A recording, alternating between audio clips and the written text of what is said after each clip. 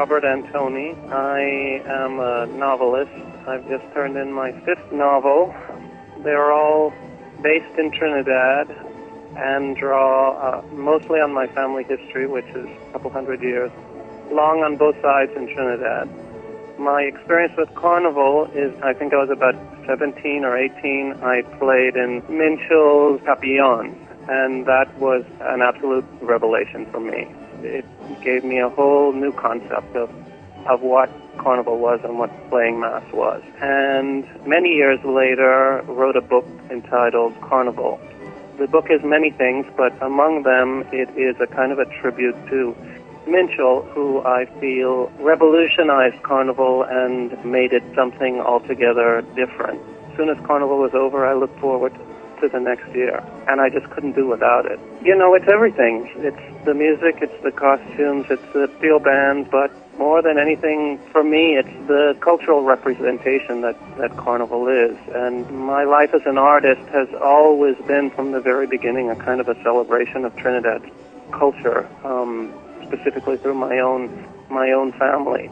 And, you know, for that reason, carnival just spoke to my heart. Once I experienced it, I just couldn't do without it. I always spent several days or several weeks in Minchell's camp and helped build the costumes, helped build the kings and queens costumes. The atmosphere of Minchell's mass camp is something that's entirely unique to my experience. It's a solemn kind of spiritual undertaking, mass for me. My experience of the old mass costumes and the old mass traditions, in part, is literary.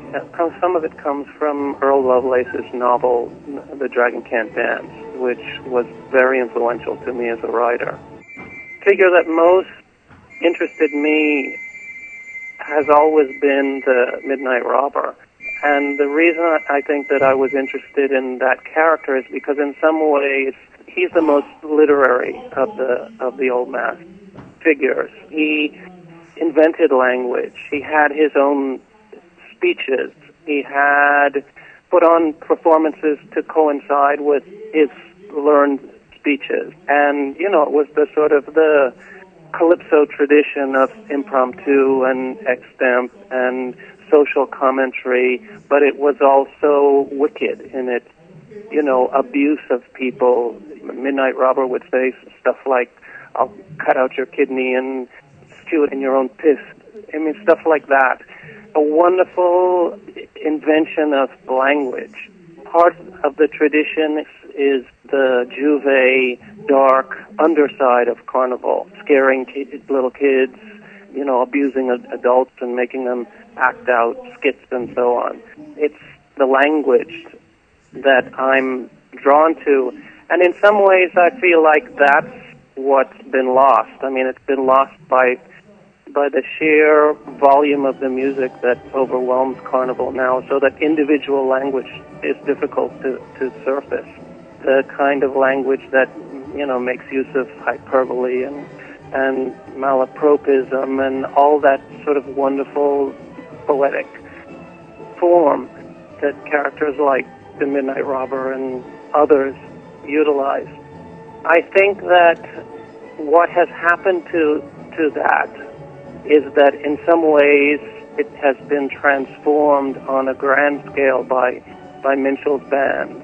I think that theatrics and that drama that was part of the traditional old mass costumes was tapped into by Minchell, and he would turn band mass into a theater of the street, rather than the individual expressing himself or herself in this kind of language. Minchell sort of found a language that he could impose upon the entirety of his band. And in a way, I think that energy brought forward from a neglected past.